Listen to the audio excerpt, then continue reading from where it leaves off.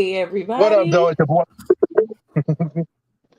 What up, though? It's your boy Willie Styles in the building. Hey, everybody. As you can see, So Willie is in the car. So we are he's moving, you know, but yeah, I'm trying to get in the building. he's Willie on the move right now. Right. Exactly.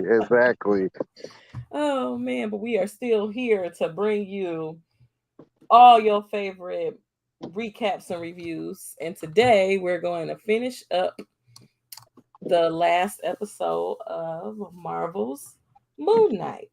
Yes. That was an awesome season finale. Definitely excited to talk about it, as well as talk about the future of the MCU and what's going on with that. So definitely looking forward to this conversation. Yes. So, wait, we usually do spoiler free first, right? Yep. So what did you rate this episode? So this episode definitely blew me away because I was not expecting some of the surprises. I was not expecting some of the twists that we got to check out. I definitely was happy with some of the reveals as well. So I ended up giving this one a 9. Oh wow. Yeah, That's pretty good. That's yeah. pretty good.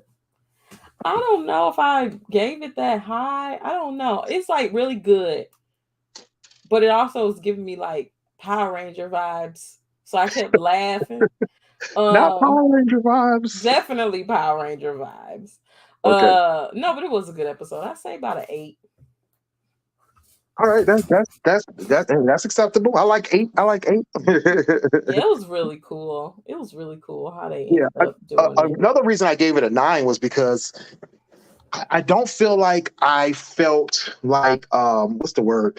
I didn't have anything that felt Unresolved. unresolved or it was nothing in there that made me upset that got me like, oh my God, I can't believe they didn't do this or I can't believe they did that. You know what I mean? The only like before the end credit, I was a little upset for a second there. I was like, wait a minute, what are they doing? And then when it got to the end credit, I was like, okay. Then it Right. made sense, and it was more of a satisfaction at the end. So I felt very, very good about this. And I think too, because I was also, was it last week's episode that I was a little disappointed in? I can't remember. I'm all over the place. But I just felt like It that, was there was episode 4. okay, yeah. So, seeing that there was disappointment in a couple of the episodes, but then this one really just kind of sealed it, sealed the show up, made it, and honestly, hearing that this was not a series finale and more of a season finale made me feel good too. So I was like, okay, I Well, like I'm glad about that too because that would have left you feeling unresolved. it. Yeah. Sunny says she gave it an 8, which is still Oh, a okay. good review. Okay. That's a good review. I mean, it rounded out well and it was really cool. I think it was the coolness of it all for me. Like, it was Mm, just cool. And it did remind me of Power Rangers because it was super, like, cool in this very imaginative way. And it was done in this very unrealistically cool way. You know what I'm saying? Like, right, the things that right. they did, but it was also reminiscent of the unrealistically cool things we used to watch when we were kids, or well, when I was a kid. Yeah. No doubt. No, I feel you there. I totally feel you there.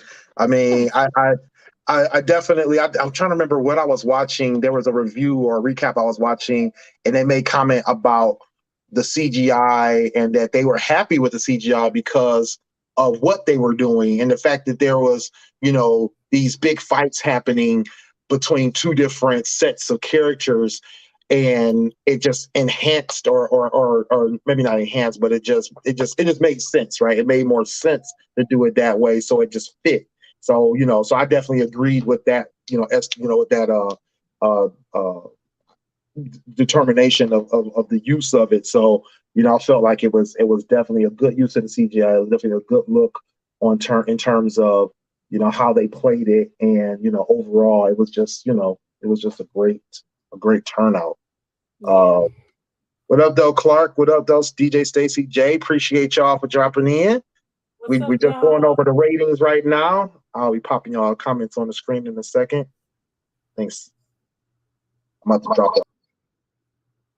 All right, guys. Hey, Clark Notes. Hey, DJ Stacy J. Thank y'all for the raid. All right. All right, Sonny, I appreciate you. I got it from here. Sonny was in the background being our producer while I was on the roads. Appreciate Sonny for that. Appreciate all the raiders and appreciate the commenters. So let us know what you thought of the show. Let us know what you thought of Moon Knight episode 6. What you thought of the from a rating perspective.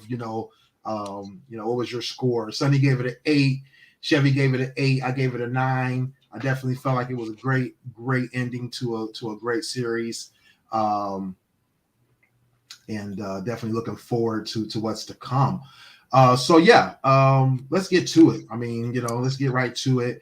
Spoiler recap. We are about to spoil this show. So definitely, if you have not seen episode 6 of Moon Knight, make sure you go check that out and then come back and watch us. But if you've seen it or if you don't care, stick around. We're about to do this. And this is, again, the season finale. And we're looking forward to discussing everything that happened in the show. So let's do this. Episode 6 started off with basically Mark and Steven. Steven had already been, I guess, pretty much dusted, right? Right. Well, yeah. Yeah. Semi-dusted, right? Semi-dusted. And stoned. Right. There you go. That's probably better term. I know you don't like dusted is traumatic. Exactly. Dusted is traumatic for poor Chevy. So let's not talk about the dustings.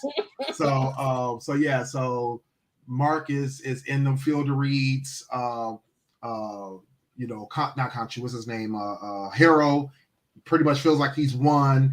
He's walking away from the dead body. Even took the Shopti, and he's on the move, and he doesn't even care that Layla's still hanging around. Like, he literally could care less about Layla, because he feels like, you know what, I've got what I want. Now he's about to go battle the gods, the other gods, or at least their avatars, so that he can get into the tomb and wake up Amit. So you know what I realized? The guys were just idiots. Yeah. Agreed. Definitely did not see, like I don't see how they didn't see this coming. Like, how do you not? Right? Yeah, that blew me. That blew me. Yeah. Like, how y'all didn't have a clue. That was a hole for me. I was like, okay, so y'all the gods. And I mean, I'm not saying y'all perfect beings or anything like that, but like, one of y'all should at least have like mind reading power. One of y'all should. Or did y'all already stone the one that did? Right. The one that can at least see ahead, right? Yeah, like, did y'all put well, Bruno got put away, so maybe they did. You know what I'm saying? Right, true that. Something must have been. They don't like when you can see ahead, so maybe they was stoned. Exactly. So definitely something was off with the guys. They just weren't ready. They weren't prepared. I don't know what their excuse was, or what their problem was, that they didn't even question Hero properly to understand what his real motivation. Motivation was, or what his real purpose was. They just took his word for it when he said he wasn't trying to do anything. He was trying to be, just move on from his life as an avatar. It's like, come on, you've been given all that power. You obviously going to want that power back. Clark said, yeah, they had a lot of them little statues in that tub. Yeah, I think it was 10. It was 10 on the on the block once they added Khonshu, and then there was still Amits inside of Alexander the Great. There could be others out there, right? That are Ushabtis. So who knows? So Sonny said they chose to be ignorant, and that's what it was. They basically chose to be ignorant to the facts, and I think that's where the problem came in. And I guess that goes back to what you were saying about them saying that we can't get involved with what's going on in the human realm. But I mean, when does that change if it's your life on the line? You know what I'm saying? Right. True that. Because they let all that stuff happen. Because my understanding is what they just floating around when they avatars die, looking for a new avatar, like a ghost or a demon. Right. Yeah. Basically. Like, yeah. I don't know what their overall, what you could say their overall purpose is once they don't have an avatar, or what their connection is to Earth. I mean, I'm assuming they get some type of, which they do. Now I take that back. They do get power from people who believe in them. So if you have believers, you're more powerful. If you can suck souls out, apparently you get more powerful as well, right. as we saw with Amit. But there's definitely a correlation there in terms of what they get versus what they have. Sonny said they was coming like the angels in Supernatural. Yeah. It reminded me of like this scene from freaking South Park where they were talking about the Book of Mormon and how the like souls get sucked out, and that's all I could think about when I saw that part. It just reminded me of South Park. Right, yeah. Oh man, or Mortal Kombat. Oh yeah, Mortal Kombat. Yeah, that's what it reminded me of. Yeah, definitely.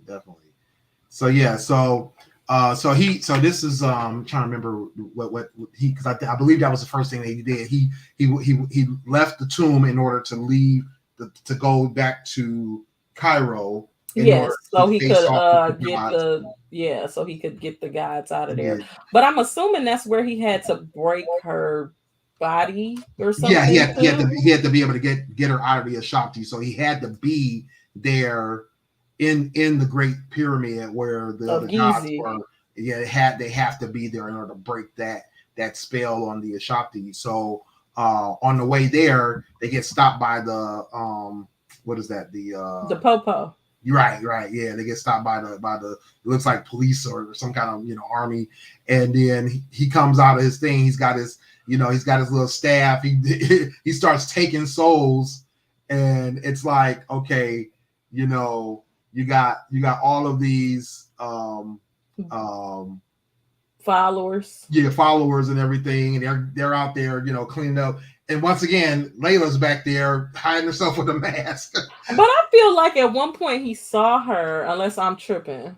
I felt like he did too. I wasn't sure if he saw her or if he just ignored her on purpose. Like I never understood that part. I mean, maybe that part was a little disappointing, that it was just he just allowed her to be there, right? Yeah, like he didn't know who that was. Like, you know what I'm saying? Right. But didn't the one who was in the ship with them, isn't that the one who came to her there?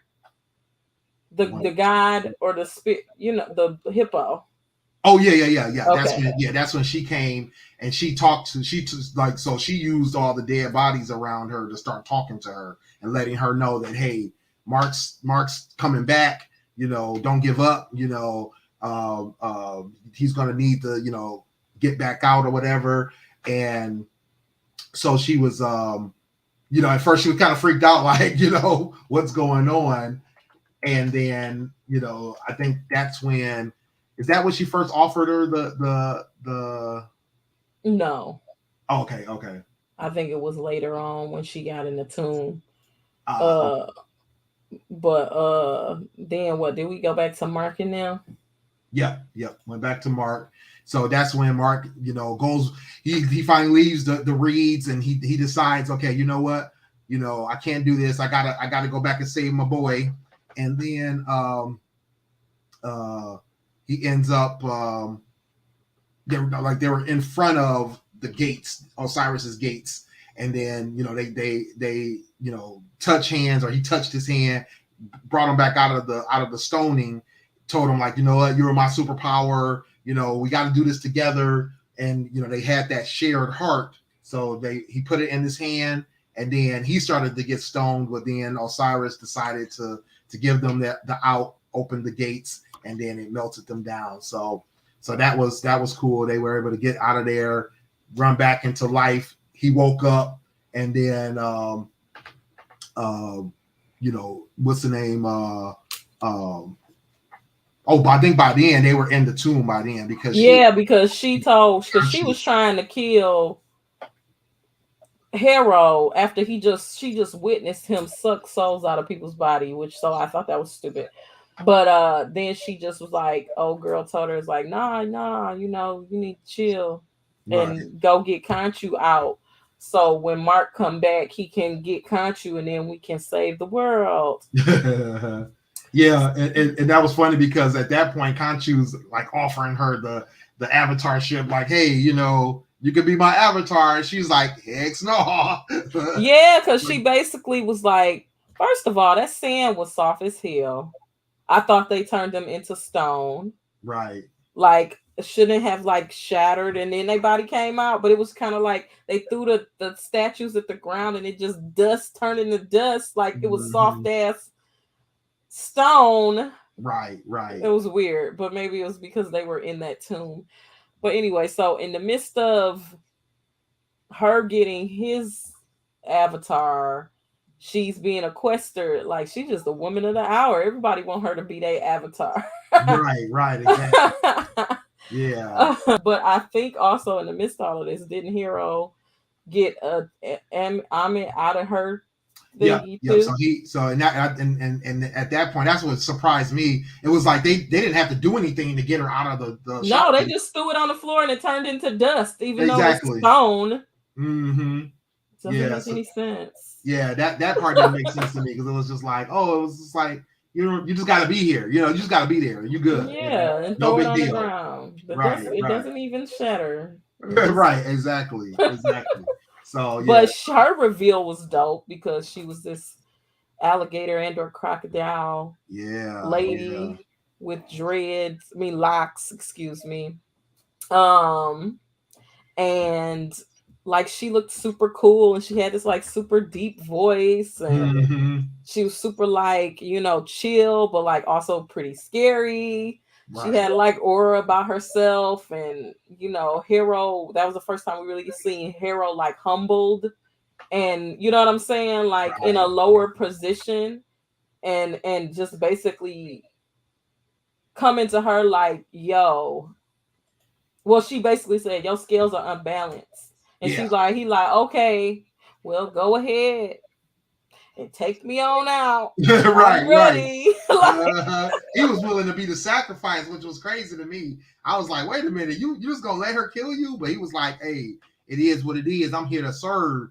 And she was like, all right, well, you know what? The last person that I had as an avatar had balanced scales and locked me up for 2,000 years. So yeah, no, we're not about to do that again. So she was not having that. So she ends up letting him still be the avatar of choice.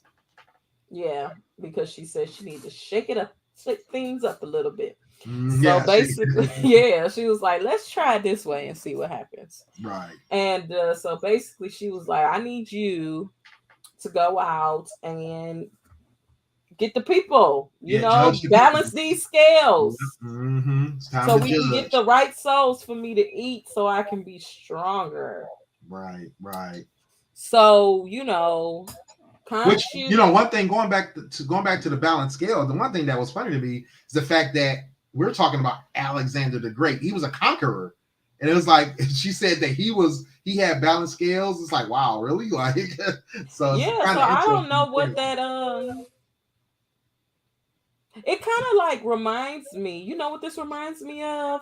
Because I was thinking, because this is so Egyptian based, I forgot we was talking about a Marvel show for a second. It reminds me of Loki, when Loki basically was explaining, and also in the new film that just came out the other day, when Loki was explaining basically like, so I changed the timeline and Loki's mess up the timeline and we're the bad guys, but the Avengers are able to go and do X, Y, and Z, but that doesn't matter because that's how it's supposed to be. So I kind of look at that scale balancing thing as like, maybe just because your scales are balanced doesn't mean you're going to cause such great harm to the earth that is going to ruin the earth to the point of destruction.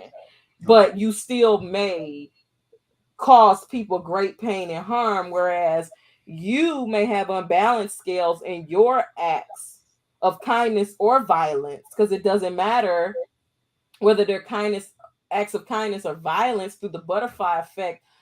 Your unbalanced scales could create the demise for us all. Okay. Yeah, I mean, I was looking at it. I was looking at it from a standpoint I mean, because it was like the one that got to me was the older lady. Remember when he at the beginning when he said that her scales weren't balanced, and Clark just asked, "What does the scales really mean?" And I think what it is that there's kind of similar to what you're saying. There's this ultimate thing that you're possibly going to do, right? You haven't done it yet, it's kind of similar to what was that in Winter Soldier, whatever, when they were going to do that one project with the helicarrier, and they was going to shoot everybody who they thought was going to do something wrong. But it was basically like the or like Minority Report. Basically, everybody keeps comparing it to Minority Report. Yeah. But they had done this before in the MCU with Agents of S.H.I.E.L.D. and with the movies. I mean, shit, with Loki, they killed her whole timeline because they thought she was gonna do something bad. Mm-hmm. Well, yeah, whatever she did, or whatever she was gonna do, exactly, set off a series of events or whatever. Anyway. Yeah, exactly. right. But I think too with the scales, it's like there's just something that you do that's just so bad, or that you're going to do that's just so bad that you have to that she at least feels like you have to die.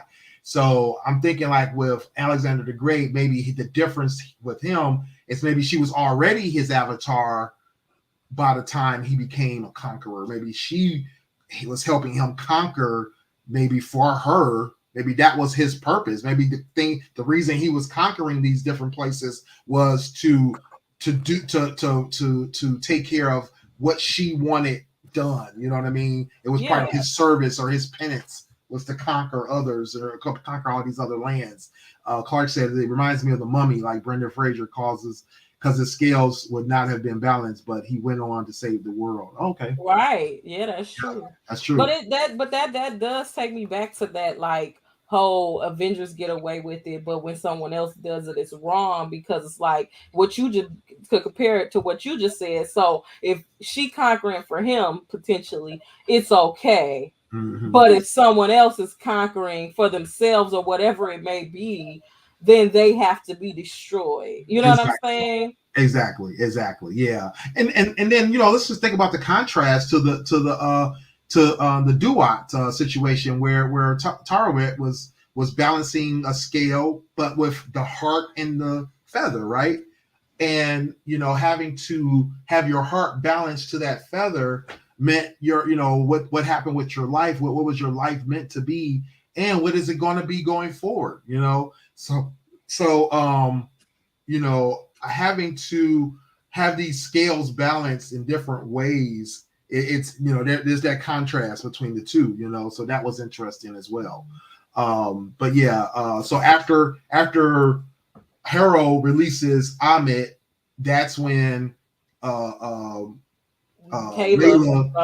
releases Khonshu. Yeah, Layla had released Khonshu. She had the conversation with Khonshu. Khonshu offered her the Moon Knight avatar ship, and she said no. But at that point, because at the time he was like, I don't feel Mark Spector out here. Something's going on. Mark is not here, and she's like, yeah, he's dead. So then, by that time, Mark and Steven got together, go through the gates, and then he feels them. He's like, oh wait, okay, he's here. He had already told Layla she needs a plan. She's got to figure something out. But now he has his Mark back, so now he's happy. So he's like, okay, let me go get Mark. Let me go make this happen. And so he goes back, talks to Mark again, re-offers him the avatar ship, because basically Mark is back from the dead, so he's gotta re-sign up. So they end up talking. Mark signs up again. He goes through the whole retransformation, and which is kind of dope. I was watching them get retransformed back into Moon Knight, and then now he's back in action and able to get back to the other tomb. So, but it's more of a they and not a he now, because it wasn't just him who was signing up to go back with Khonshu, and it was this cool like contrast of them going back and forth between their personalities, but also back and forth between their costumes as well, and also Khonshu realizing that, okay, so if I'm gonna do this with them again, I have to respect them both, and I have to, you know what I'm saying? Right. I have to acknowledge both of them and understand that he's not so unstable anymore. So I just can't throw anything at him that I want and expect for him to just bend at my will because he's a mental. Because I think he used that, even though because you saw when he found out Mark was dead that he was a bit concerned. Yeah, he was. Yeah, he was indeed. But the thing about it is, even though he may have cared for him, he didn't care for him enough over his own end games. And I believe that he definitely utilized the fact that Mark was unstable as a way to get him to do whatever he wanted. Because what better person to have do your will than a defeated person? Yeah, indeed. Yeah, that's true. And I think, and that goes along with the theory that, and I'll get into that more later, but a theory that he was always been in Mark's life and that he's always been influencing Mark and in order to eventually become his avatar. So I think that was the thing, was like he, like you said, he wanted Mark to stay broken, basically, because like you said, that made him easier to control, basically. So, but like you said, that back and forth, he realized, okay, now I got to make this deal. And, that's when Steven told him, like, look, it's a package deal, but we also are going to be out after this. We done, we don't want to do this anymore, and he was like, all right, with the two of you, no problem. I'm letting y'all out after this is over. Right. Right. So, Khonshu's like, all right, we got to get to it though. He turns the sky dark, brings the moon out, and then and all hell kind of breaks loose. Honestly, Shang Tsung start coming and taking the people's not Shang Tsung, but jokingly, Shang Tsung is coming and he's taking the souls, and the only difference is they're purple and not green, and you just see souls going everywhere. Right. So yeah, so it's a mess, and then Ahmed is eating them up. And getting bigger and bigger and bigger as she eats the people's souls. And now you like, now wait a minute, Ahmed. I don't know that what you trying to do is like on the up and up, honey. Right. I'm starting to think that whatever you got going on is really, I know you're the bad guy, but I'm really starting to understand the depths of the badness. This went from worse to worser. From bad to badder. Like exactly. But in the meantime, Mark's on his way as Moon Knight. Mark and Steven are on their way as Moon Knight and Mr. Knight. But Tyrette and Layla are having their conversation about Layla becoming a temporary avatar. And it's so funny because Tyrette is talking to her through her body while she's agreeing to become her avatar, which I thought was funny because it's like, the acting, man. The acting, yeah. Like, you gotta, in the same scene, be possessed, pretend to be possessed, and also play two different types of characters with two different types of voices, two different types of pitches, and also you're being possessed at the same time. Exactly. And the one thing that stood out to me was, after she agreed to do it, and then Tyrette was like, your father's going to be over the moon about this. And I was like, good play on words. That's funny. And then on top of the fact, she's like, wow, her dad now, and I think that meant something to her to hear that her dad did meet Tyrett and was able to go to the field of reeds, because she said she transported him to the field of reeds. So that was kind of dope. It make you wonder if she gonna keep her. You know what I'm saying? Like, stay being her avatar, because maybe that could be a connection to her father in a way. Exactly. Yeah, I definitely feel the same way. On top of the fact, it's cool to have powers, right? And and that her doesn't seem to be, up to no. She doesn't seem to be up to no good, right? No, she was a sweet hippo lady. So yeah, and her costume was sweet as hell. Her costume was too dope. Like, I was blown away because I was not expecting. I wasn't sure what to expect. I was like, she got to get a cool costume, right? She's got to be able to have something, Yeah, when she popped out, I was like, oh, that ain't really. And then she popped them knives or whatever wings of steel out of her back, and my mouth dropped. I was like, oh, wow. I was like, you should keep that. I was just like, exactly. I was like, oh, you dope nah. And just the FYI, since we are going to San Diego Comic-Con, that pop will be a San Diego Comic-Con exclusive, with her revealing her weapons. Really? Yeah. Nice. Okay. I'm with that. I can't wait to see that. So yeah. So definitely. So yeah. I got a picture here of it. Yes, that will be the Funko Pop. Nice. So yeah, like you said, at first I was like, oh man, like that was a weird little costume, and then all of a sudden she popped them wings out. And then after seeing her not only pop them out, but the knives, which I thought were dope, a dope addition, because I think she had a knife before, and then the fact that the wings were basically like impermeable. Yes, that was dope. That's dope. Where they got what's that stuff that Black Panther had? Vibranium, ain't that what it's called? No, yeah, that's where they got it from. That's where it derives. Yeah, definitely dope, because she was blocking everything with those wings from energy blasts, bullets, everything. And then I guess it brings up the question, like, does she have the same healing power like Moon Knight? But I'm guessing she probably does, because I'm sure Tyrett wouldn't let her just die getting shot or getting hurt. And it begs to wonder what happened. Were the other gods so just hands surprised off? They literally by the attack. No, I think they literally just didn't care enough about their avatars to give them similar protections. Because they just got blown away. No problem. Yeah, they got just done. Did exactly. Sunny said, that's a great Halloween costume. Yeah, she said she wants to be her for Halloween. It's a great Clark called her ancient falcon. I thought the same thing, Clark. At first I was like, what is she supposed to be? I was like, she looked like a Egyptian falcon. But I do think it's funny that the hippo is a falcon. Yeah, I thought so too. Actually, she's a scarab, so she is the Scarlet Scarab. That's her official name is Scarlet Scarab. Which interesting enough, the original Scarlet Scarab was a villain with a similar body costume. I don't know if he had the wings, but he had a similar body costume.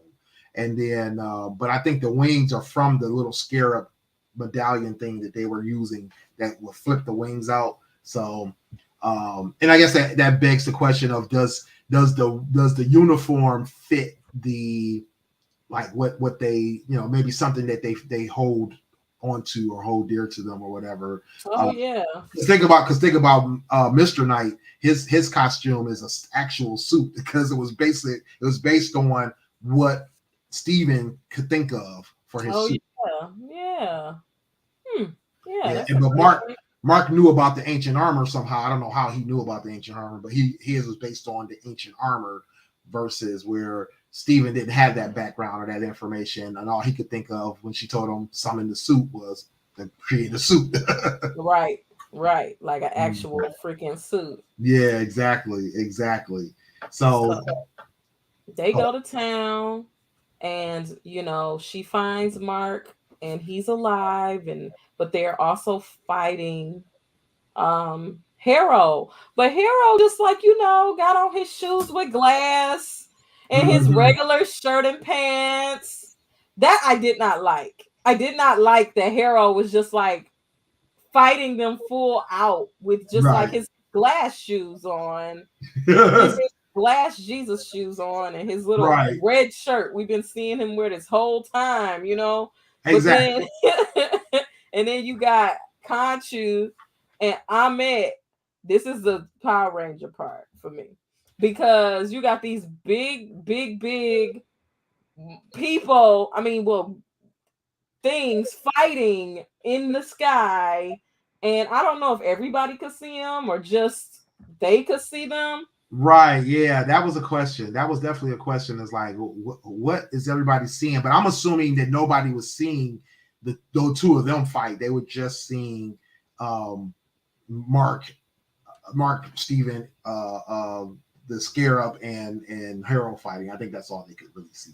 Okay. But they probably were feeling the effects of those big giant Big, monsters kicking yeah. things around. Because I remember her hair, her dreadlocks or whatever they were, knocked over some buildings and stuff. But it definitely was giving me like Power Ranger vibes. It definitely was done well. It was super cool. Um, and I liked how like you could see them fighting down there, and they made it so like their fight was a silhouette to the humans fighting. Yes, yeah, that was dope. That was really Yeah. dope. Yeah, like even just the cinematography and the way they were doing when it was Harrow and Mark were going after each other, and the moon was in the background. That was Oh yeah, like when they were on the side of a pyramid when they first started fighting. yes, exactly. Yep, Yeah, exactly. yeah. Yeah, See, and they made it like, they were giving me like shots like Scott Pilgrim or like Cuddy, but then like Harold just got on some glass shoes and a red yeah, shirt, and it was like, oh, yeah. That was the like, thing too. It's like why didn't he get a cool uniform? From Amit, right? well, maybe it begs to differ that they didn't care about their avatars, but Conchu and the hippo lady did care about their avatars, so they wanted to protect their bodies. Because if Harold would have been hurt, if he wouldn't have had that staff and he would have gotten stabbed, he would have died. Mm-hmm. Yeah, He had exactly. literally nothing to protect him from any type of a battle or a fight other than that staff. And I Right. mean, all they had to do was separate him from the staff, and he would no longer be able to do anything. He even needed the staff to cast judgment. Oh, The right. only reason why they were able to cast judgment without the staff when they went into town is because she allowed for people to be able to do that. Right. Right. Exactly. Yeah, she passed that power on to the rest of them. Yeah. So, it was definitely cool, but I guess maybe that's why they did it like that, to signify that the relationships that these two avatars have with these two people are different Mhm. than what the other avatars use humans for generally. Right. Right. Yeah. Yeah. Agreed. Agreed. Definitely. I definitely think it's one of those things where, like, and Clark agrees with us. It's about how much they care about their avatar and what they want from them. And they those other gods weren't as tied to those avatars as I think Moon Khonshu was with Moon Knight. But I feel like those people was with their avatars longer than they had been, to Oh be yeah, honest. definitely. Yeah. So it's just sad that they just didn't care for him. It's like it's so funny how even when a Marvel show is not like bringing in outside characters, you can still like make reference to things that were highlighted in other films, like how the Eternals didn't care about humans. It was a lie. It was a ruse. Mhm. They really didn't care, and that's how they were supposed to be built, and they shouldn't have cared, and they were supposed to be in the world but not of the world, you know what I'm saying? Mhm. Right. Right. And Right. it's just interesting because that's how the avatars were. The only difference is they actually inhabited these people and pretended to be in the world but not of the world, unlike the Eternals who just were in the world and participated in their activities, but they didn't, well, only one of them could do that, inhabit their bodies. You know what I'm saying? Right, Because right. one of them could do that. Mhm. Exactly, exactly. But it's interesting though, like that you can make that parallel from Hmm. Eternals, but then you could also look at the parallel from like Loki about, the powers and the choices and why Amit even exists, because what she's doing is no different than the TVA. Right, yeah, and indeed, indeed, But yeah. because the TVA is doing it for a logical reason that they can prove and determine, they're not the villain. But because she just looks like a crazy person eating random people's souls for no reason, she's a bad guy. Right, right, yeah. It's just the circumstances are different and we can validate one over the other. So one is a good guy and one is a bad guy. And also it's subjective because it depends on who you talk to. If you talk to Loki, the TVAs are bad guys. If you talk to Yeah, he yeah, that's a good point. That's a good point. Yeah, exactly. That's a good point. Yeah, but if you talk to the he who shall not be, what is it? He who remains. He who remains. The TVA is the savior of us all. You know what I'm saying? Mhm. Yep. So I guess a lot of this stuff is more subjective than you think, and I think honestly, spoiler alert, but not I guess not spoiler alert. I think now that I talk more about this, it gives me a deeper understanding of Doctor Strange as well, because it was a movie about what is subjective and what is not, and what do Ah, you know yeah, what I'm saying? yes, very yes. Yeah, exactly. Yeah, Yeah, because there was a lot of different perspectives. I mean, everything that they did, it was about the perspective of that next universe and what they thought of them. So yeah, it yeah, makes sense. Yeah. but oh, this is something else I'm thinking now. The lines are getting more blurry in these shows, in these movies, about what's good and what's bad and who's good and who's bad when they do it.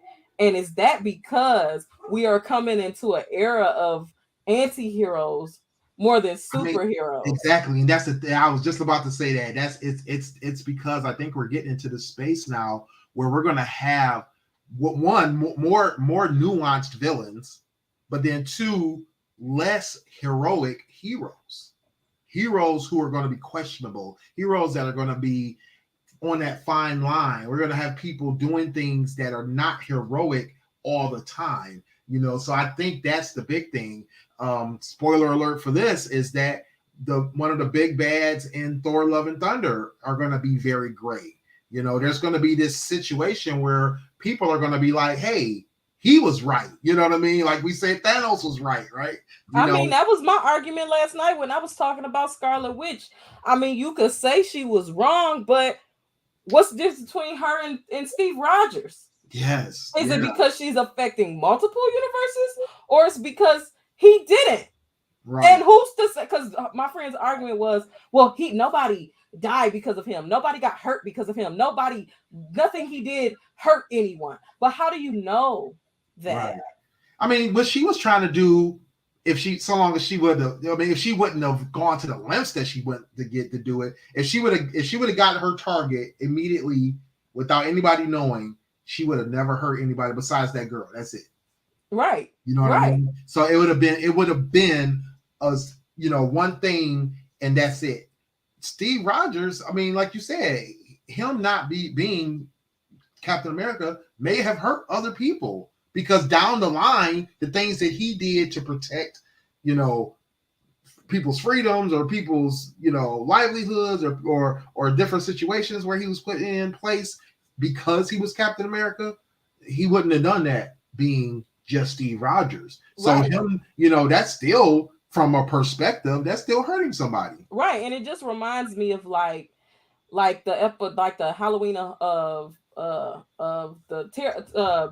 the Halloween episodes of The Simpsons, where Right. like it's an episode where Homer goes to all these different multiverses and in different time periods, and he's trying to find home, kind of like Sliders, a TV show from the Mhm. 90s, and he finally thinks he gets home. And he sits down at the table and everything looks normal, but it starts raining donuts. Mhm. So even though we only saw that movie for a split second, but they don't.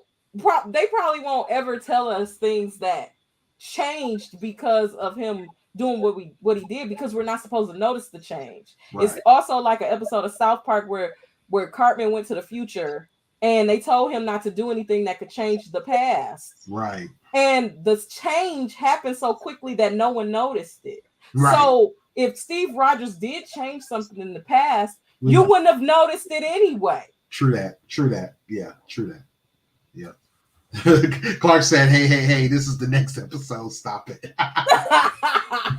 We're going to try our best to hold back. We're going to try our best. But that movie was so awesome. Like, I'm just mad I didn't see it twice yet. So believe me, we will be talking about that movie. I definitely wasn't trying to go there, but this is a very, it's what I'm realizing as I get older is a lot of things are more subjective than we realize. Yeah. We think that everything is just like, yeah, or no. But it really depends on who you're talking to. Yeah, indeed. Definitely, that's the thing. So Sunny earlier said, I think they weren't about that fight. Like she's talking about the other gods' avatars. They were the council, so they didn't need protection. So I guess that makes sense. I like that. I like that theory. So yeah. So we get on to the real fight. Amit and Concho are going at it. Mark or Moon Knight and the Scarlet Scarab are going after Harrow, and they whooping butt. They literally was whooping butt. I really enjoyed that battle. I really enjoyed all the back and forth. I mean, even with Moon Knight and Mr. Knight flipping back and forth. I was really surprised at how well. Yeah, that was nicely done. Yeah. That was nicely done. Yeah, that it's great when you can watch something and be smiling while you're watching it. Yeah, indeed. Yeah, that was definitely my favorite fight of the whole show, of the whole series, and of course because it was just the most the biggest fight, but like just the way they were choreographing each other, it was dope. It was so dope. Watching Scarlet Scarab come into her own quickly. Sunny said she's going to see Doctor Strange tomorrow. But yeah, I think it was definitely a beautiful fight.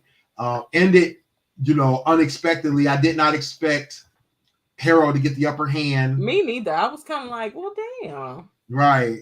And then he took the staff and stuck it in Mark's chest and started sucking his soul out. I was like, is this how we about to end this? He sang song in him. That's what I was like, come on, Mark, get up. I was thinking like, well, maybe I was about to be like flawless victory exactly. or whatever. And I was thinking like, well, maybe Layla has some kind of power that we don't know about, and she's about to go after him. And then all of a sudden, he flashed out and flashed back in. The whole place was massacred. I mean, they was messed up, man. Crazy. He had the axe in his hand like he was about to stab Harrow in the head. The place was on fire. Buildings were destroyed. Everybody was dead with the exception of the Scarlet Scarab. It was crazy. And that quick, I had almost forgotten that there's a third altar, that there's somebody we just don't know. The whole time I was just like, okay, so when are we gonna see him? Y'all left him in your head. You never came to terms with him. Oh yeah, you never acknowledged him.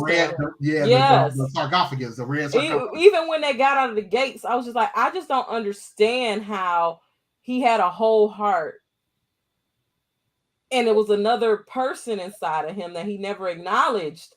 That was just something that stuck with me the whole time. So when he came out, first of all, I said, thank God. Yeah.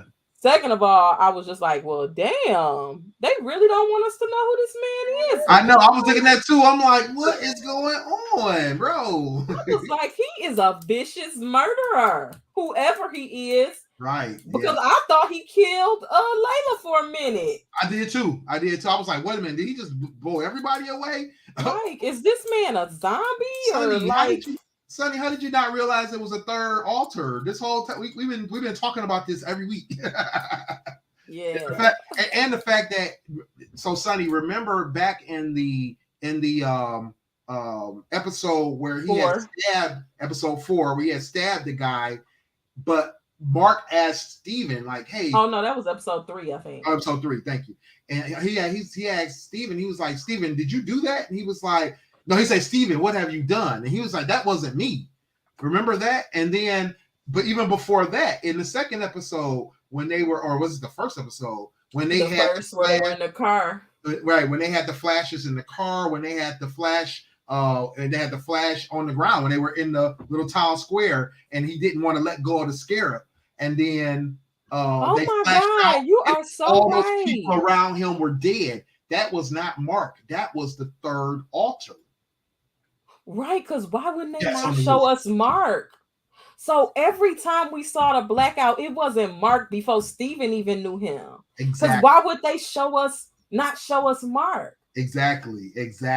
They were. Wow. We didn't see it because Mark and Steven both are ignoring that third altar. They are acting like he doesn't exist. So when we get to the very end, I'm gonna talk about this even more. So let's hurry get to the end.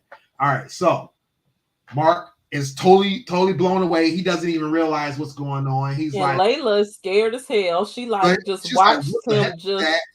And then remember his face was uncovered too. Right. But that's what I said in my head. I was like, you couldn't tell, you couldn't see the difference in his body movements, his gait. You know what I'm saying? Like, you should be able to tell now, girl. Yeah, exactly. So yeah. So I think that well, you know, and I think what it was, heat of the battle. She probably didn't realize what was happening until it happened. And by the end, it already happened. He went crazy. He went berserk. He blew up everything. And it's like, did he blow things up with his body, with some power that he has, or was it something he was just doing with whatever was around him? Because he didn't blow up the guys on the roof or the guys on the in the town square, but he definitely went crazy and berserk on those guys. Yes, he did. Yeah, Clark. Yeah, we saw him in the coffin in the sarcophagus in the white area when Mark and Steven went past the room, and they saw the sarcophagus shaking, but they didn't want to open it, and they just kept going. Yeah, they collectively ignored that third altar. They don't want to know who he is. And I think that's because they knew, like, they know deep down inside, they're conscious. They know. They just don't want to know. No, because that man is scary. Yeah, yes, and I think that's what it is. They're probably more afraid of him than anything else, than anything. Because my thing is, I was like, would they even be able? Because I was thinking, like, is this man like a zombie or a machine, or like, would they even be able to reason with him or talk to him? Because yeah, and that's the thing. When people have DID and they have certain altars, especially their more destructive altars or more. You know, they're altars that don't really, that they don't have a lot of control over. They don't interact with them, or they're very, very afraid of them. Yeah, because they can take them over, and that'll be it. Mm-hmm. They will go kill the other ones, and that'll be it. Or just ruining their lives in general, right? Well, it was an episode of not Suicide Squad, but Doom Patrol, where the girl who's a superhero she has multiple personality disorder. I don't know if she has DID or multiple personality disorder, but there was an altar inside of her that they thought was super nice. But in actuality, because some of the altars have been getting killed in her mind. Oh, wow. And she was the one that was doing it because she was trying to get rid of everyone because she wanted to wreak havoc in the real world. Oh, wow. That's crazy. Man, yeah. That's wild. Yeah, Doom Patrol is good. You need to watch it. I know I need to catch up on that, but I'm trying to finish season 3 of Titans first. So I'm working on Titans right now. I'm finishing up season 3, then I'm gonna jump over to Doom Patrol. But yeah, but there's what they call it. There's another show I was watching where they the altars were talking to each other. They do that too in the one movie with the guy. What is his name? Was it Unbreakable? It's Split. Yeah. But that's who Devin talking about. Yeah, the Unbreakable, the Beast. Yeah. And he basically their altars knew about each other. But they had the one altar that was like in control of everybody. They had the other altar that was, you know, was just a monster, the Beast. So yeah. So yeah, so definitely there's different ways that people their alters act, you know. But yeah, so after they defeated Harrow, they take him back to the tomb. They put what's her name Amit into Harrow's body. They do the whatever the spell is together. Put Amit into Harrow's body, and they defeated her. And now, you know, Khonshu is telling Mark, you got to kill him. He needs to die in order to finally be rid of Amit. Mark is like, nah, I'm done. We've done our part. We've we've captured her now. His body is now her Shakti. That's it. We're done here. And so they end up flashing into the hospital, and then they see Harrow, the fake Dr. Harrow, but when he walks away from them, they can see the blood coming from his shoes, and it's like, yeah. Why haven't we been able to see blood from his shoes this whole goddamn time? There's a theory that the blood was always there. It's just we chose not to see it, not us consciously, but as the audience, and as because we're the audience through Mark and Steven's perspective. Yeah, because that man shouldn't have no damn blood in him. Exactly. So yeah, so that's the thing. Oh my God, I don't know. Maybe I thought his feet had callus, so to the point where he couldn't, break the skin on his feet. You know what I'm saying? Exactly. Yeah. Because how are you walking around bleeding to death every day? Right. So yeah, so apparently this he's the embodiment of their fear and their oh, Sonny said that's why his shoes were red. Yeah, that's quite possible. We were really seeing the red was really the blood, but because Stephen or Mark was seeing him as this embodiment of their inability to be whole and their fears and all this other stuff, they didn't see him as being a real human, as being fragile, as being breakable. So yeah, but yeah, he was always bleeding the whole time. So at that point they knew that they had defeated that part of their psyche, and they were able to escape out of the hospital dream and go right back to the real world, and where they found themselves in bed, chained to the bed like they always were. Yeah, what they didn't know, all of that was confusing. Oh yeah, and then what was also was the fish tank had two fish this time, representing both Mark and Stephen, and but what they didn't realize is that basically that was symbolic of what we ended up seeing next, was the fact that the third altar was keeping them trapped. But see, that's what I'm saying. I'm like, this is not real. I just kept saying none of this is real. Mm-hmm. But I don't understand, because I kept saying like, okay, why would they not go back to where they just was standing at in the damn tomb? Why would they go to the bedroom? That don't make no goddamn sense, because we're Layla. Like, Layla got two men now. Right. For me, from a woman's standpoint, like, that is the best gift ever. You got two different men in one body. Like, you ain't just about to go let him just go home and go tie himself up to a bed in a dirty ass house. Right. You know what I'm saying? Like, but the way I was looking at it, Clark said it's the most confusing show ever.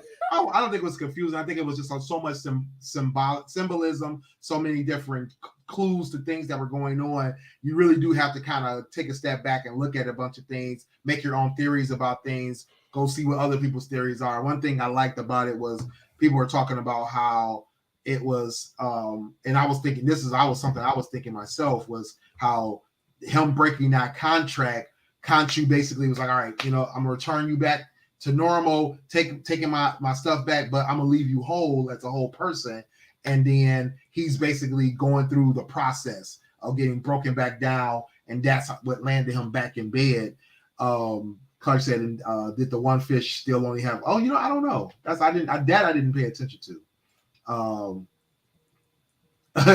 Sonny said she thought it went back to the beginning when it was like, nope. But you know what that reminded me of, though? It's a movie called Identity. Mm-hmm. About a serial killer. Well, yeah, it's about a serial killer, and all these people are trapped at this hotel, and they're dying off one by one.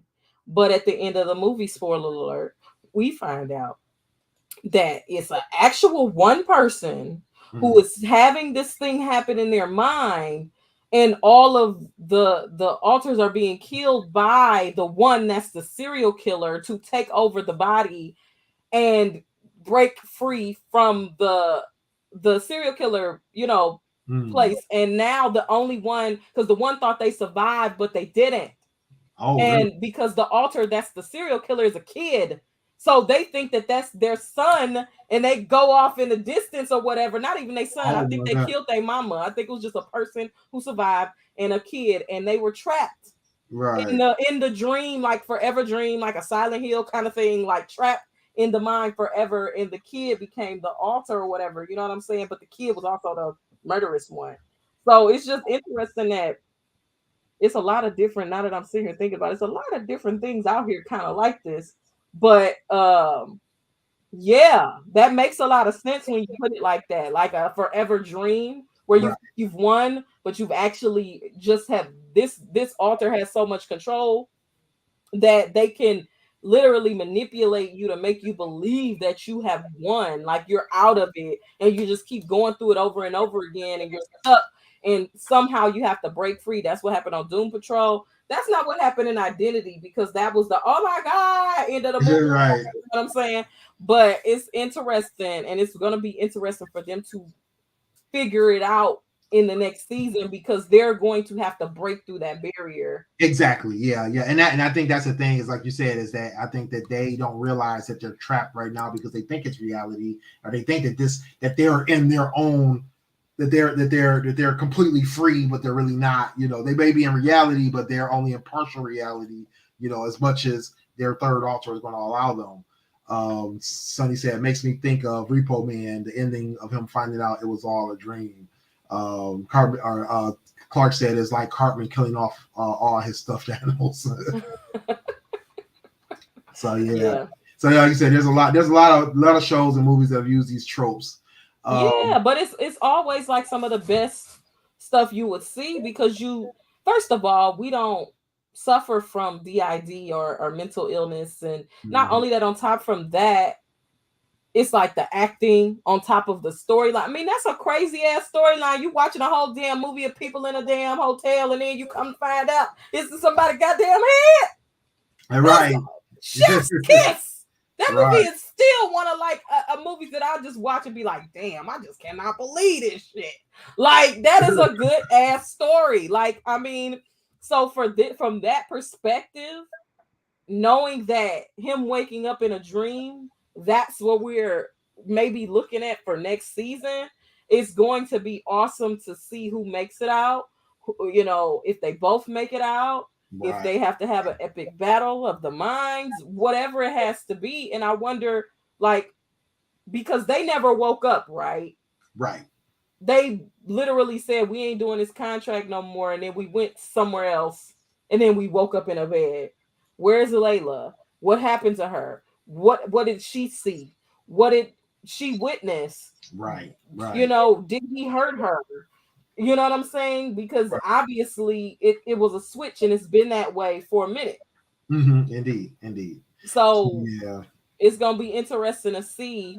And also, Ethan Hawke will probably not reprise his role All right. because he killed him. Yeah. But So he yeah. killed him in his mind. Yeah. So So is that. he really dead?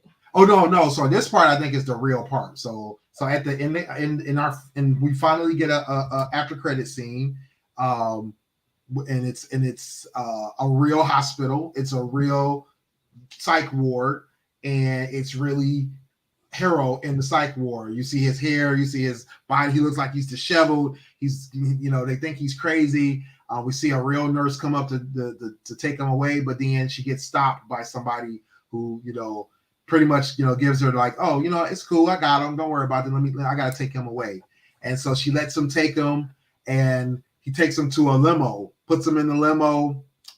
It's our boy Conchu in the limo, and so then he tells him like, look, you thought you was gonna get away, but I got somebody I want to introduce you to. my good friend Jake Jack. Lockley. Oh, Jake. So that was and he was speaking Spanish the whole time. And this was, this was our one. Like I said, I think Jake's always been there. Yeah. So think about this. Going backwards, we already know about the battle in a suit, right? In a suit. Thinking about in the battle, he was definitely the one that defeated Hero in the battle. He was also in the hospital, in the fake hospital, in the fake doctor's office with the bruise over his nose. Yeah, because I was wondering who the hell that was. Exactly. Because I said that's not. That can't be Steven and if you go back and watch that scene, his voice was different. Listen to his voice. His voice was different. I was like, who is that? That was Jake Lockley in that scene. Going back to when he was in Egypt the first time, and you saw him sitting on the floor drinking liquor. Mark wouldn't have been sitting there getting drunk. Mark is always about the mission. Mark is always, I got to get this and this done. That was Jake on the floor, pretty much boozed out, drunk. The fact that they asked that girl on a date at the beginning of the movie, but they only lived 2 blocks away from Layla. Mark was not going to ask some woman on a date, and Steven definitely didn't ask her. That was Jake. Jake probably posing as Mark. Wow. Mm-hmm. Because why would Mark ask a woman on a date when his wife lives around the corner? Right. Right. So, that's true. So yeah, and on top of the fact, again, Mark is always about the mission. That's all Mark ever cared about was the mission. So I think we've been seeing Jake all along. Jake was more than likely the altar that was created to handle, and this is again going back to the Duat, is that when they were showing the flashbacks of when he was a kid, the Stephen Grant personality came out when he was about to get the beating, picking up the toys, grabbing all the stuff. But then the fact that they don't remember getting beat has nothing to do with Stephen, because Stephen would have remembered if he was the one getting beat, but he wasn't. It was Jake. Wow. Jake was the one getting beat. He was the one taking those beatings for them. He was the protector the whole time. And then going back to that other scene where where Mark and Roro were going into the cave, and you saw Steven step on the Khonshu figurine, and he looked down and the figurine was broken. The thing was that symbolized that Khonshu was there all along. Khonshu was influencing Mark all along. He knew Mark from the beginning, from when Mark was born. He knew Mark was a broken person. So he influenced Mark to take that boy into there. He probably changed the weather. Exactly. He probably changed, because that rain came out of nowhere, and that rain came fast. Yeah, it did.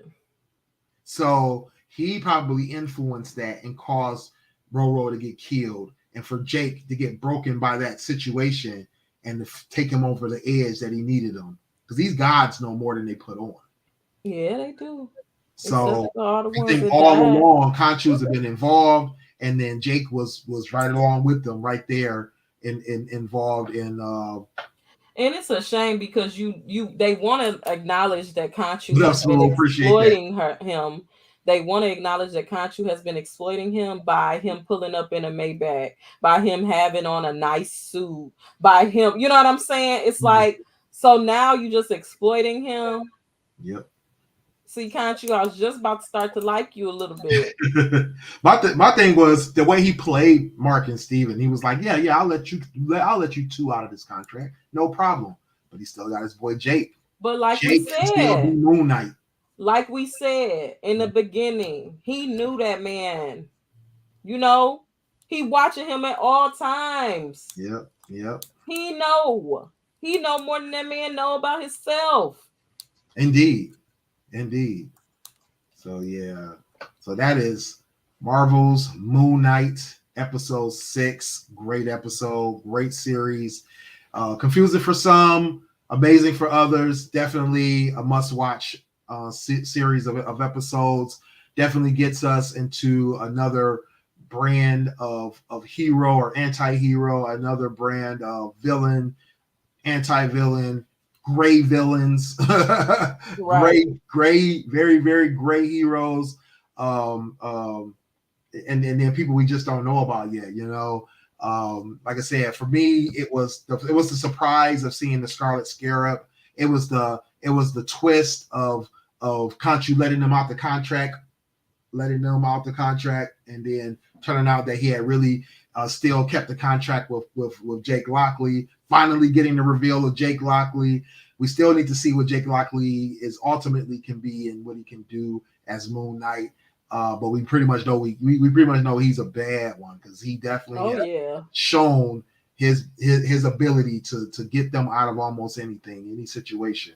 So yeah, so it's going to be interesting to see how either season 2 or future movies go that include Moon Knight.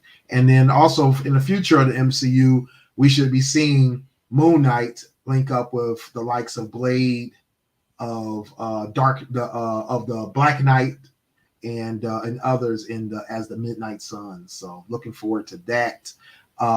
Next movie's coming up. We just got Doctor Strange 2, Multiverse of Madness just dropped. I saw it on Saturday. Amazing movie. Make sure y'all go check it out. We'll definitely have to try to do a review of that soon. Give you guys a little chance to see it. I know we touched on it a little bit here today, but we tried our best to keep it spoiler free-ish.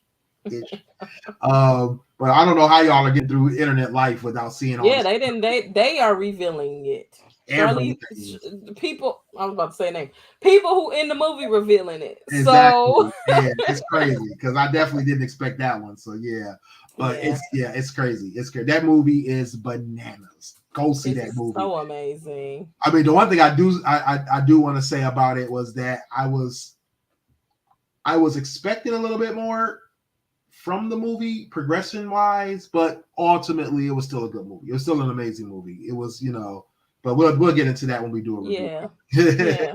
We'll give you guys a couple weeks. We need a couple weeks off ourselves. Well, at least I know I do.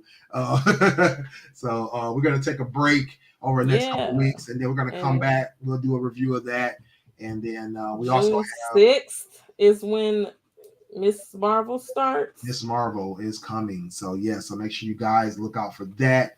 We also have outside of the Marvel stuff, we also have the Obi-Wan Kenobi.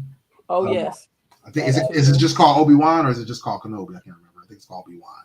So, I don't know. Yeah, so the new Obi-Wan Kenobi show, whatever. But I will be watching it though. Yeah, we'll be dropping at the end of May, I believe.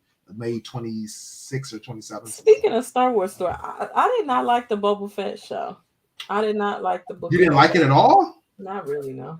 Oh man, I like the actors. I didn't absolutely love it, but I liked it a lot. Like I was pretty close to loving it. It was good to me because I think it was different from Mandalorian in a good way.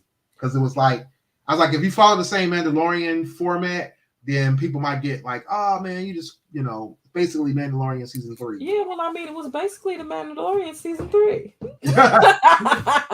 Yeah, kind of. Yeah, because it was a lot of flashbacks to the things that happened. After they. It was like 3 episodes dedicated to the Mandalorian. Yeah. True on that part. True. Now, the first 3 episodes I did like. Okay. But I do like the fact that because television and movies and TV shows are now more diverse, they are giving actors who have been acting for a very, because that guy who plays Boba Fett and has been playing Boba Fett, first thing I saw him in was Xena. Oh, really? So yes, that's the first film, TV show, anything I've ever seen him in was Xena. You know what I'm saying? Right. These are at least 3 of the actors that's in this show are actors who've been acting and have not got their due and shine because they are not white. They're not Caucasian. Mm-hmm. But they've been acting just as long as just as hard as anybody else.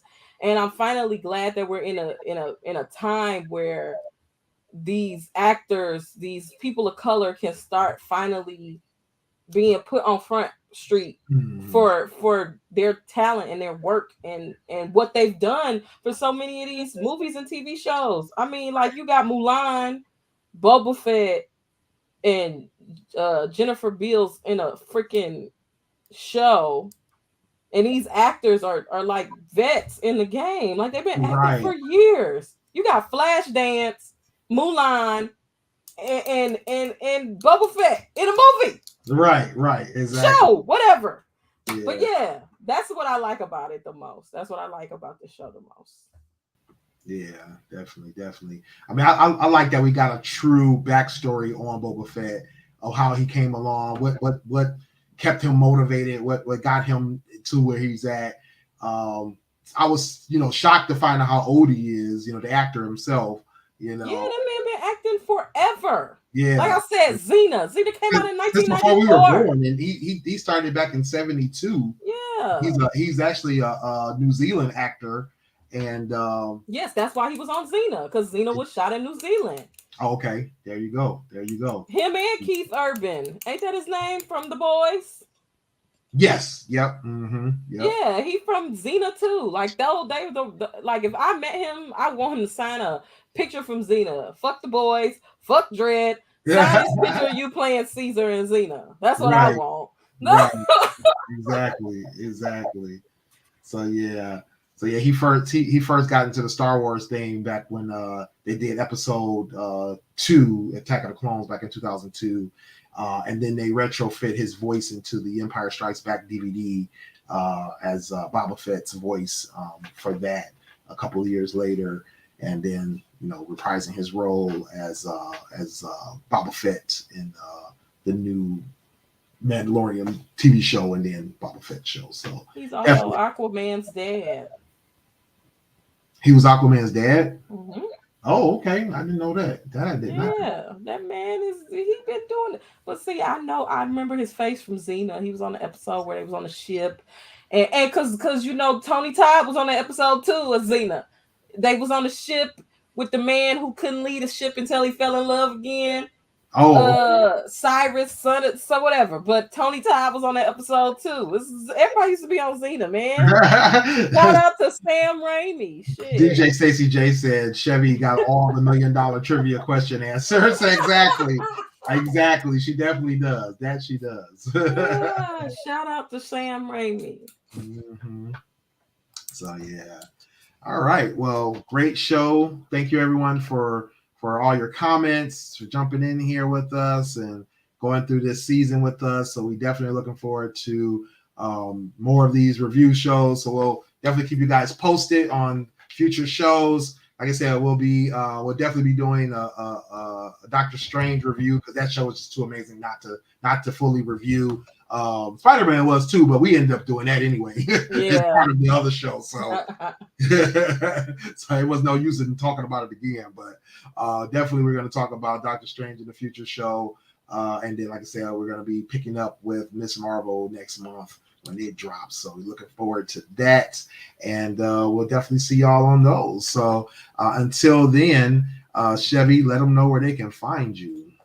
You can find me over at Chevy the Superstar on Twitch, us the Superstar on Twitter and Instagram. We are taking the month of May off from Two Snaps in a Circle, so you can catch me at DJ Stacey J's channel Wednesday before I come over here at 7:30 and we play games over there. Nice. Well, I appreciate you for doing the show with me during your month hiatus. Because we can't do this show without you. Because one, your name is on the banner, but but two, you give all the best insights. So we definitely always need you here. So thank you. I enjoy being here.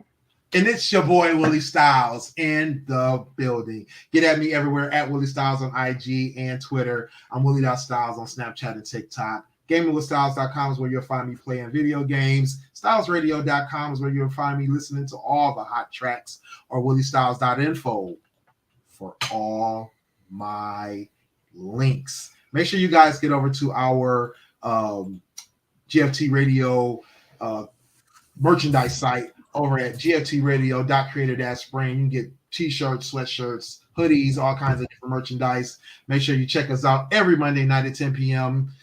For our regular show, and as well as Tuesdays at 2 p.m. You can find Hype on the How to Hustle podcast with Hype. He just dropped a new episode on what we got to do better. So make sure you guys go check that out. Fridays, 6 p.m. this Friday. Matter of fact, come back here on Friday. We will be back here with Sunny, Sex with Sunny Live. We're going to be doing the round table talking about double standards, sex double standards. So make sure y'all come back here for that. Fans Perspective, they just dropped an amazing episode yesterday talking about some sports, talking about the NBA Finals or playoffs or something like that. Sorry, I'm not good, but y'all know what it is. So make sure y'all go check out the Fans Perspective. They're normally on Sundays as well. They did drop a special episode yesterday, though, so make sure y'all go watch that replay. And then Gaming with Stylez is always available various times throughout the week. I just dropped an episode where I did One Finger Punch Man, so make sure y'all go check that out. I was bringing the carnage, so make sure you check me out various times throughout the week. And Sonny said facts, we love Chevy. Yep, we definitely do. DJ Stacy J said good stream, appreciate you. Smooth said salute, appreciate you. Smooth, appreciate you. Clark, I don't know if he dropped off already, but appreciate you, Clark. We're always having some great comments as well. And me and Clark, we got to do another show too. I'm going to have to pull him back on here. Yeah. All right. Oh, yeah, it's his birthday today too. So. Oh, yeah. Shout out to Clark. No, definitely. I don't know how I forgot to mention that. What up, though, bro? Happy birthday to Clark. No, he's in his Jesus year. So appreciate you for joining us tonight. And it's so dope. Appreciate that. Yeah, happy birthday. And we definitely got to get together for a drink soon. Worst case, we definitely gonna see each other during Comic-Con. So, actually, are you guys going to Comic-Con this weekend? Yeah, we supposed to be.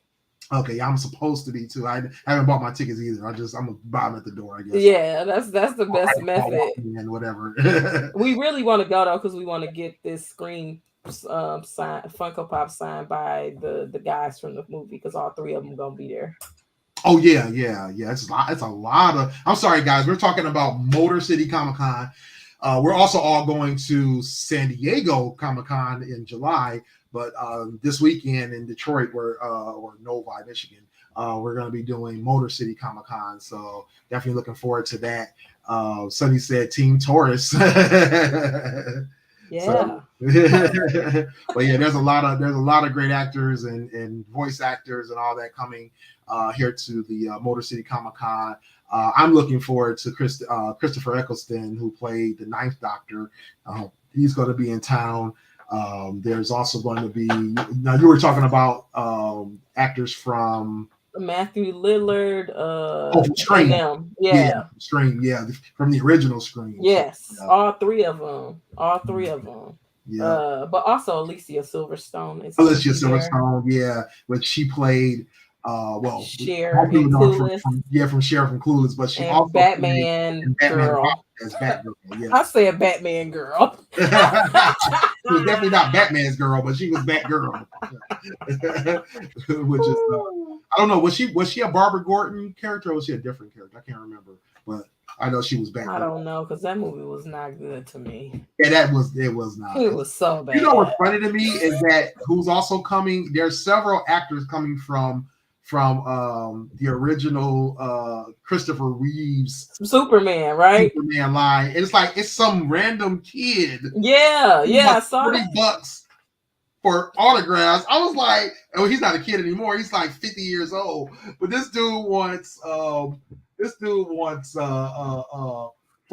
for his autograph. I'm like, dude, nobody knows who you are. Yeah, I was like, why don't you have an up-to-date picture, sir? Is this the only thing you was ever in? Like, I think it literally was the only thing he was ever in. That's his literal claim to fame. I'm like, my guy. No, nobody wants to see you. I promise you that. Like why? I mean, I'm going to have to say, the celebrity guests this year are not the best, but I do think it's an interesting combination of people. I mean, I'm sorry, for me personally, can't top the year that Lucy Lawless was here, but Right. Oh that's just yeah. for me. So like I said, for me, there's quite a few people. Well, one person just dropped out, which made me a little sad. Alan Richardson, who plays Reacher, as well as Oh yeah. he plays Hawk on Titans. He canceled, but Oh, well, it looks like somebody else is canceled too. Carrie Elwes from yeah, Saw. Carrie Elways. That's what another person I wanted to see from Robin Hood Men in Tights and The Princess Bride. Oh, I remember him from Saw. Yeah, he was The from man Saw. who cut Yep, his leg off. yep, he was in Saw as well. Um, oh yeah, I want to She see said she Danny wants to go, Trejo. but she want to go, but she wants the Supernatural cast to be there. She missed the one in Philly. Oh, I think they was here like a couple of years ago, actually. Like, well, a couple of years ago for sure, but like before a couple of years ago, a couple of years ago. Right. Yeah, like 4 5 years ago. Yeah, because Yeah, 2 years was no Comic Con. Well, they did have Comic Con last year. I didn't go. yeah, I yeah. didn't go last year. I But don't Danny Trejo gonna be here. That's Yeah, that's Danny cool. Trejo. Yep. Carrie Oh, Jones, who plays the in Boba Fett, the Black oh, person. Kristen Ritter canceled. Who? Kristen Ritter. Oh, really? Oh no, I definitely looked. Yeah. She was still on the bill yesterday. I'm Damn, sorry, she just guys. supposed to We're cancel geeking out over today. here. She must have. Yeah. Kristen Ritter played Jessica Jones, as well as she was in Breaking Bad. So, man, that's crazy. Damn, that's a big star to cancel, man. Exactly. I mean, that's a couple of them now, but yeah, hopefully don't get too many more. William Shatner's going to be here. Shout out But to he always here. yeah. I mean, I think he just loves Detroit. I think Taryn Manning being here is Yeah, hilarious. Taryn Manning. Yeah, that's interesting to me too, because I mean, she was in Orange Is the New Black and Hustle and Flow. Like, And she was in that movie with Zoe Saldana and Britney Spears, Crossroads. never heard of it. But my thing is like, what is her comic appeal? Like, I don't understand. Like, I mean, Vivica Fox was there 1 year too. So oh really? Oh okay. yeah, Okay. yeah. Um, what's his name?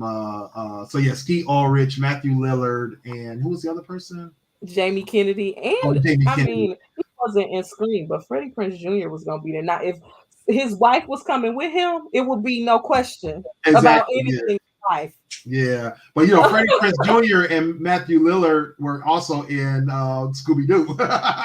Oh, they sure was. Yeah. But see, if they would have brought Sarah Michelle Gellar, Oh yeah, that would have been dope. Buffy, man, that would have been dope. no questions, no Yeah. questions about. Oh, and the girls from the Arrow are gonna be there. Oh yeah, the girls from Arrow. Freddie Stroma from Peacemaker plays Vigilante. He's going to be there.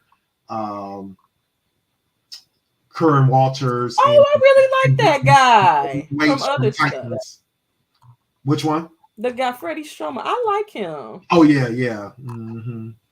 Yeah, Curran Walters and Brenton Waits from Titans are going to be there.